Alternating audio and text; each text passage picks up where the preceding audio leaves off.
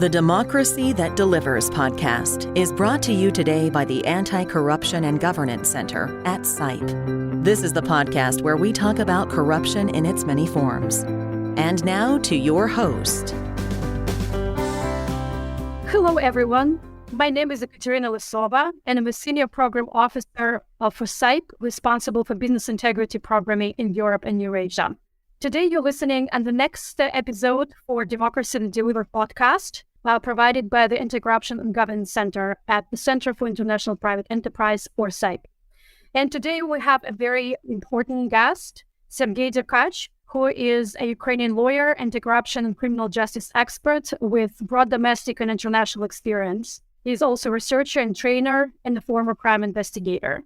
For the last 3 years, he was leading the Department of Corruption Prevention and Detection at the National Agency of Corruption Prevention in Ukraine. The department's mandate includes corruption management, review of corruption legislation, coordination and support of compliance officers in state institutions, local administrations, and legal entities, as well as whistleblowers protection and policy development. Welcome, Sergei. Hello, everyone. Nice to be here. Thanks for the invitation.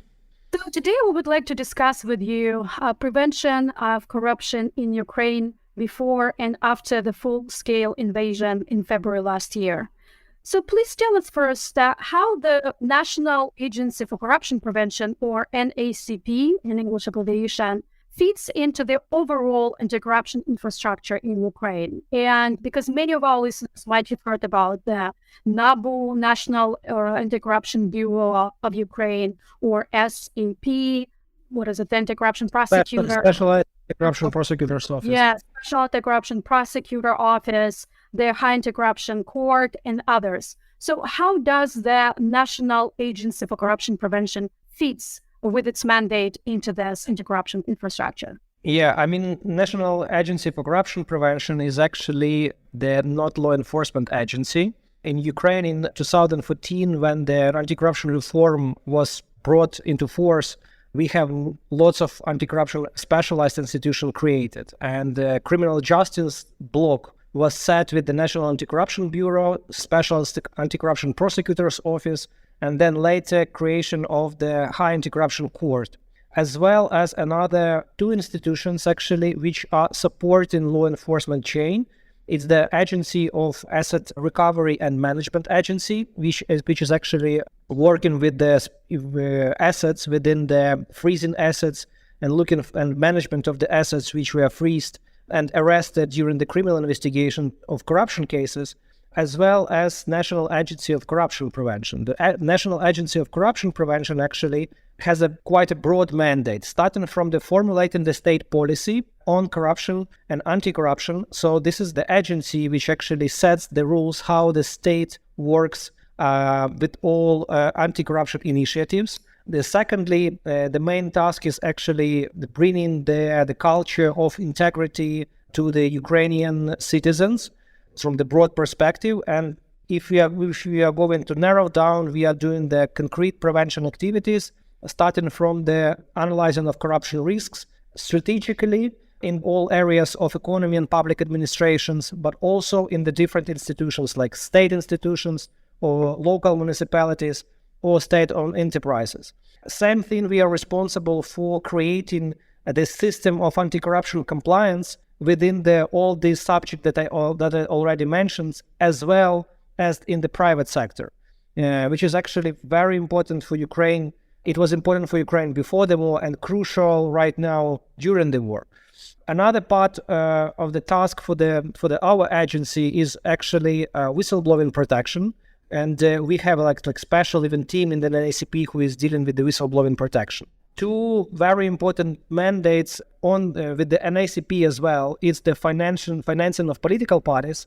It's not usual for anti-corruption bodies mandated task, but in Ukraine it was set with the NACP that the NACP actually checks the reports how the political parties in Ukraine which are represented in the parliament are financed, and then actually reviewing these reports and giving the finance to the political parties.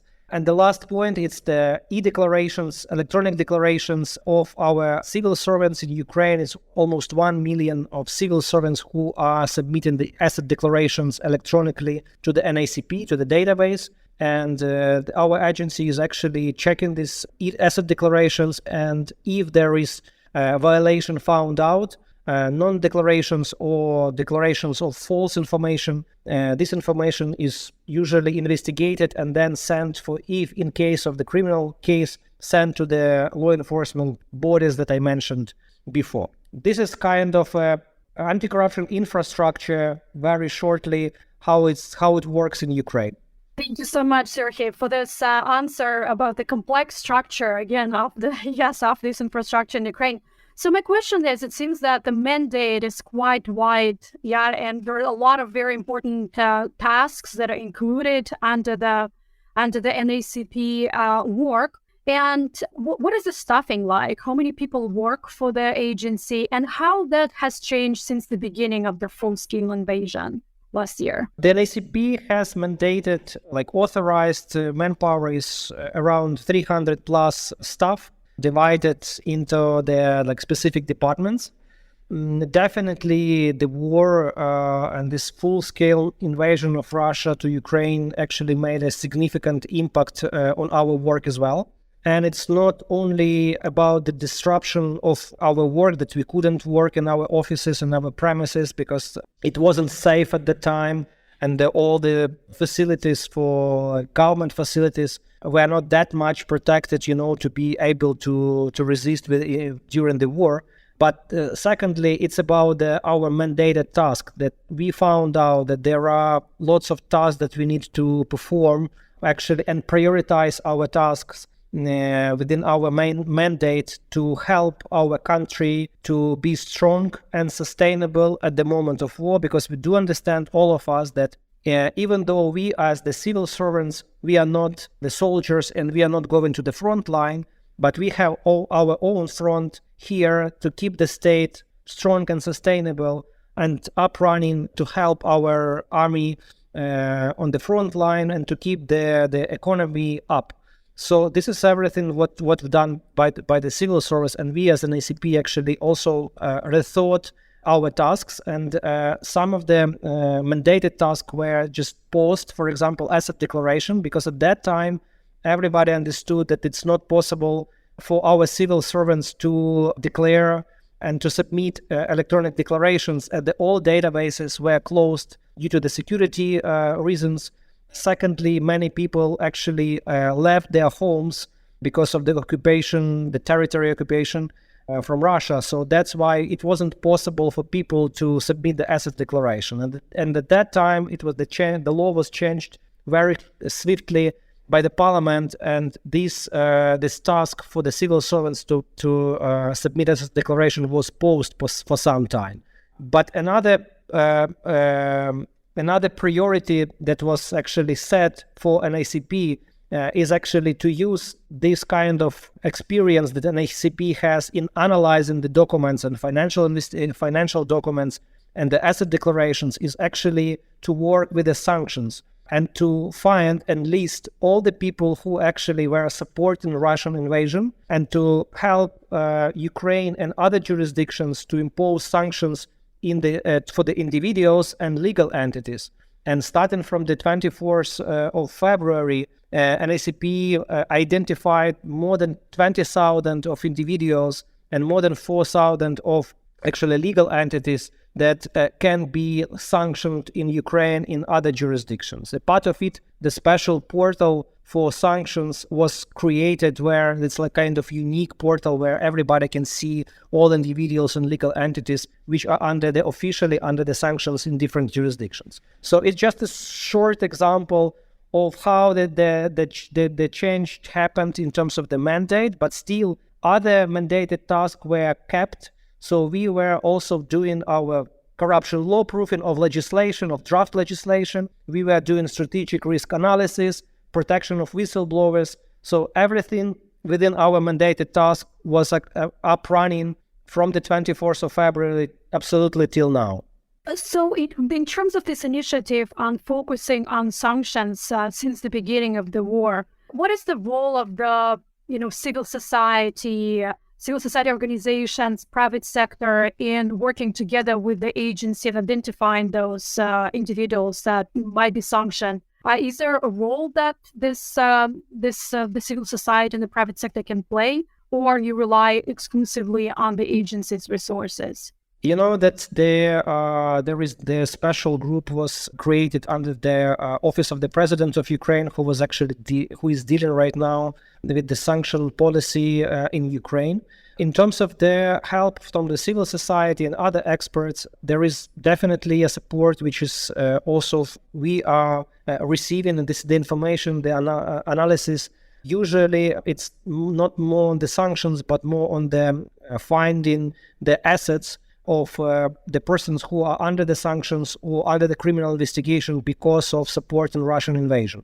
So there is the huge job done by several NGOs in Ukraine who were actually looking and finding the assets and giving this information to the General Prosecutor's Office for freezing these assets and submitting necessary mutual legal assistance requests for the other jurisdictions and other countries to freeze these assets. And you can hear lots of information about the freezing yachts of some oligarchs in France or in Spain. And this is the information that was found by our Ukrainian law enforcement agencies, but sometimes with the support and help of the experts and analytics from the NGOs. And Sergey, in terms of the corruption incidents, in terms of corruption profile, and say, so how has it changed since the beginning of the war? So just aside from kind of focusing more on the sanctions, what has been the change in terms of corruption risks and risk mitigation? You know, one of the very important tasks for the NACP, and actually for all anti-corruption bodies in Ukraine, it's the analysis of corruption risk, which leads actually then to the corruption crimes. And what we found out that in some spheres which were not usual for Ukraine before the war, we found out the corruption risk. And these spheres actually are quite new for Ukraine. It's, for example, humanitarian aid assistance. Then we have found the corruption risk during the crossing the border by men, because now during the martial law, it's forbidden for the men from the age of 18 till 60 to cross the border without a special permission, because they might be also joining the armed forces during this time. And we have found like several corruption schemes actually to get to help these people get out of the country unlawfully, of course. Then there is actually very big sphere where we are as the state working to analyze corruption risk and prevent corruption risk together with CSOs. It's the reconstruction and rebuilding of Ukraine. As we know, lots of support coming to Ukraine, financial support to our armed forces, and so on and so forth. And these all tracks should be transparent, and the state should be accountable how these business processes are organized. So this is also the sphere which wasn't that much known for Ukraine. That's why we as the agency started to work very deeply and prioritized these spheres to analyze corruption risks. As well as there are some other small narrow areas where we found corruption risk, like which actually touch the private sector as well. We have a story with the pharmaceutical actually companies, international ones, which were banned from their providing medicine in Ukraine because of their operations in Russia. And this whole mechanism that was provided in Ukraine was very, very, let's say, not very much created with the proper, like, thorough procedures. And this procedure can cause the corruption risk, because there was the possibility for the government official to decide which companies can be operating in the Ukrainian market, international companies, which companies can be banned from operation in Ukrainian market. So with this kind of procedures, there was the room for corruption in Ukraine. So that's why we analyzed the risk. We provided clear recommendation how the legislation could be changed to mitigate this risk and to be sure that Ukrainian patients will get their medicine. International companies still will be operating in Ukraine and helping Ukrainian economy. So this is our task, which we found for ourselves in the difficult period with the absolutely totally new schemes during the war times. And I would like to mention here for all listeners that there are two great reports that I found very helpful that you may find on the website of the National Agency for Corruption Prevention. The one is the report on mechanisms of providing state humanitarian aid under martial law. And the second one is the corruption and other risks in the state procedures of humanitarian aid provision under martial law report. So both, and especially the second one on the corruption and other risks in the state procedures of humanitarian aid provision, you can find the description, very detailed description of the potential risks or potential identified risks with the proposed mitigation measures. So please go to the website and try to find those reports if you're interested in this area. My next question is about agency working with, again, private sector and the civil society. We already mentioned that a couple of times during this podcast. But what are some specific initiatives maybe that the agency has started or advanced since the full-scale invasion last year? I would firstly say that we have a great cooperation with the experts, civil society organizations, with the private sector as well. And starting from the strategic level, policy level, and going back to the very narrow areas of corruption prevention. From the strategic level, I need to say that we have a huge accomplishment this year that our parliament actually adopted the state national anti-corruption strategy, which actually set the goals for making the reforms in Ukraine and to clear Ukraine from corruption in different spheres of economy and public administration, like in the sphere of infrastructure, defense, health, land resources, and so on and so forth. And in this case, we actually work very much with the numerous stakeholders, with more than 100 stakeholders were involved in the formulation of the state anti-corruption strategy, and actually private sector experts as well were participating in this development of the strategy.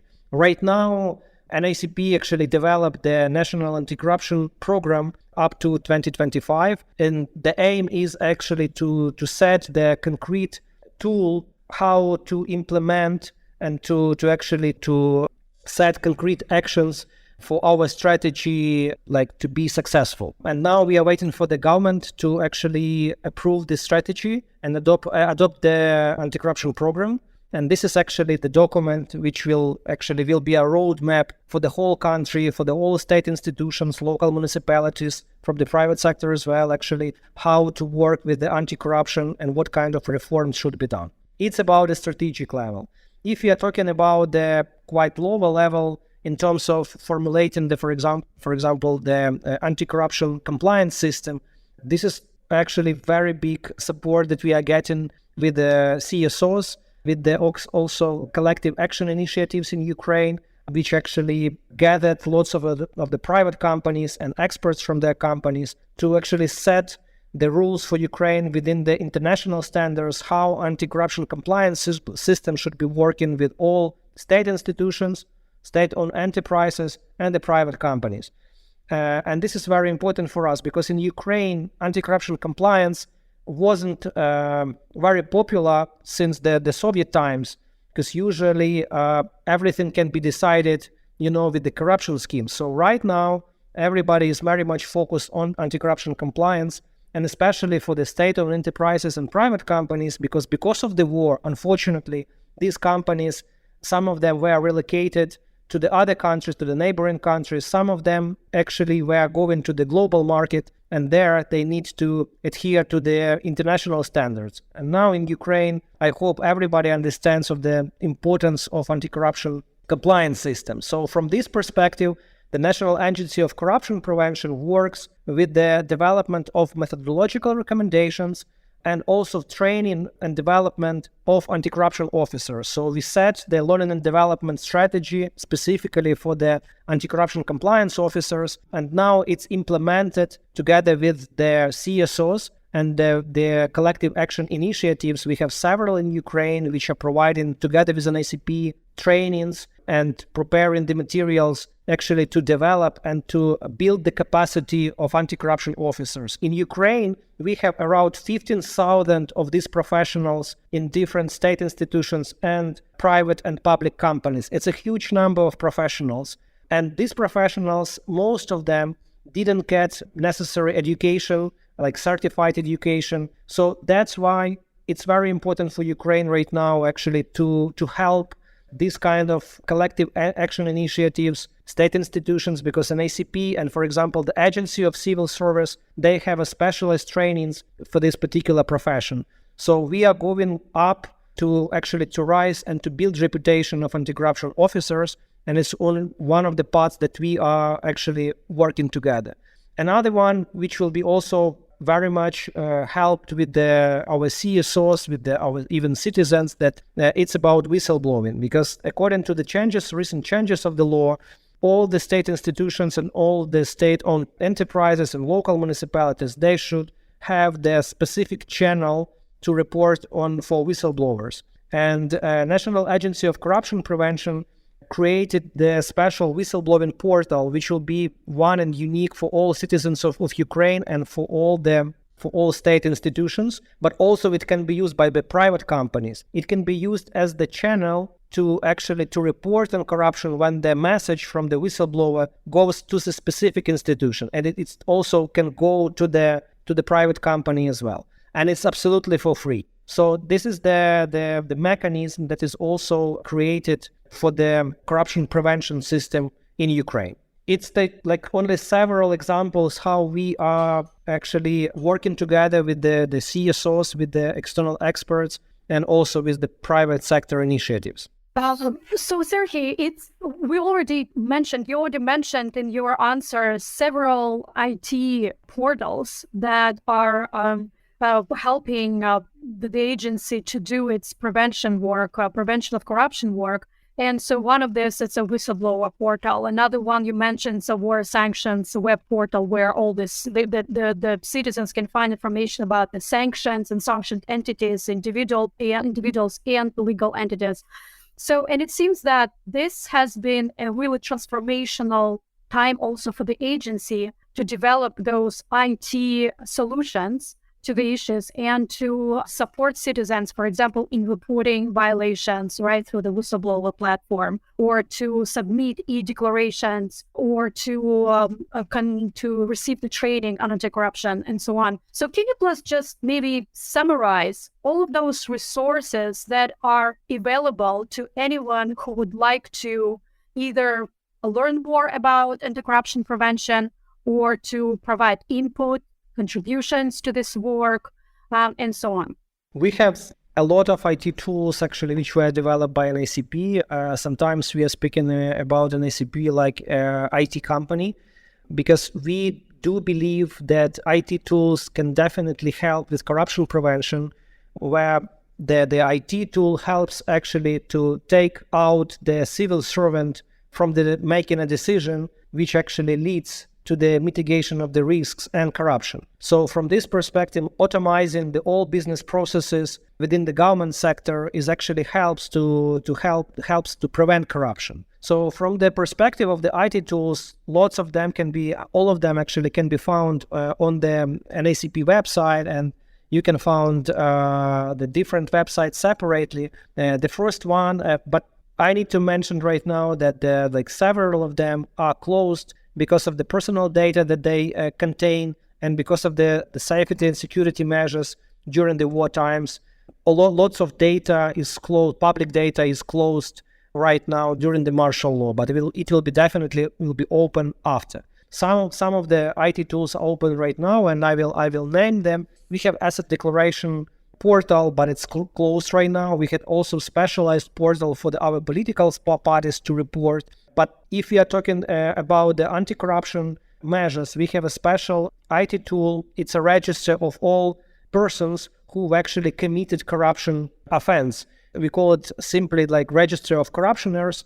So we have there around 35,000 people who actually committed a corruption offense and were included in this database. So this database contains all number of these people, but it's closed right now also for the public, only for the private use, for due diligence, and for the state institutions. If we are talking about anti-corruption compliance system, we have a special portal which was created just before the war, but then it was closed. But now, actually, even during the war, we enhanced the quality of this portal, and we open it. It's anti-corruption portal, which is kind of a cabinet for the anti-corruption compliance officers, where they can find necessary information like trainings, methodological recommendations, templates for the documents, and concrete algorithm of their business processes for actually their work in different areas.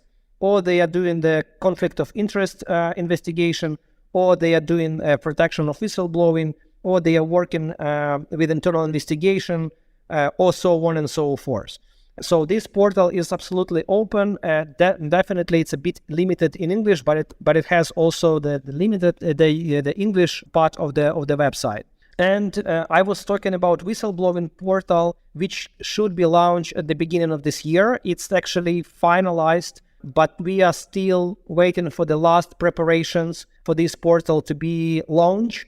And we hope that it will be launched as soon as possible. And then there will be, I hope, the campaign for all citizens in Ukraine and for all companies to actually use the whistleblowing portals as the main channel to report corruption. And we, from the NAPC side, and we have several NGOs who are working in the area of whistleblowing protection, will definitely help private companies and state institutions actually to build the necessary system of whistleblowing reporting and whistleblowing protection. Last year, for example, NACP was working with 100 of whistleblowing protection cases in the courts, and more than 20 cases were won in the courts for protecting whistleblowing because of their retaliation measures used against them.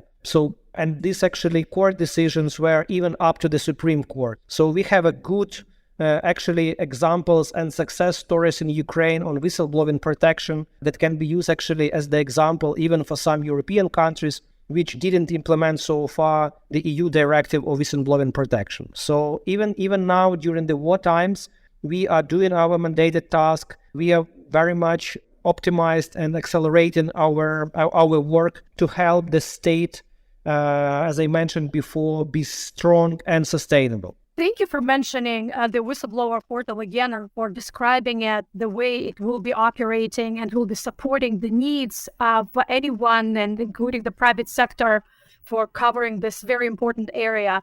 So my last question for our podcast is that something you mentioned in the beginning as one of the key mandates for the agencies to promote and ensure the culture of integrity in Ukraine. So how has the demand for culture of integrity changed from your perspective, of course, since the beginning of the war last year? We found out actually that a revolution of dignity was actually started because of the vulnerability of our country, which corruption caused.